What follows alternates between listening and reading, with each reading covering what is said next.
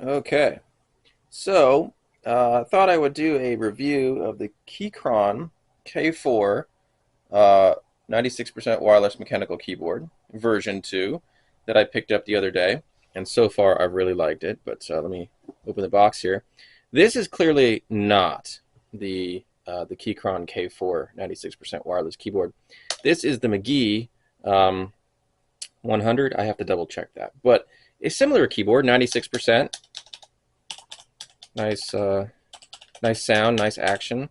But the reason I'm not using this keyboard anymore is a couple of reasons. Number one, the W switch quit working, and the 8 switch stopped reliably working. So that's a bummer. I tried to replace the keyboard with another one from Amazon, but when I got that one, the 6, the 3, and the 9 didn't work on the 10 key. And if you've ever done any kind of actual work, you need all the keys to work, and that's what I wanted to have happen here. So I got rid of this one, pulled the keycaps off, tried to switch the switches out, as you can see maybe up here. I tried to pull one that I wasn't using and see if I could replace it with the W. That didn't work so well, so I had to go ahead and replace it with the Keychron K4 96% mechanical wireless keyboard, because it matches the one I have at work.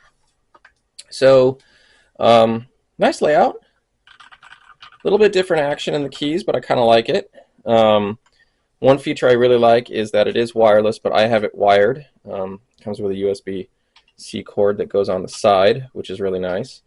My kids really dig the bright kind of orangish pink escape key there. And I went ahead and swapped out my my red arrow keys from the other keyboard onto this one. So all in all, I've been really happy with it. This has the 3 Bluetooth modes that are pretty common with Bluetooth keyboards. It has lights, although I've turned them off. Let me see. Is it function light? Control light? I don't know. I turned them off because I don't like that, but it's got a nice RGB light scheme.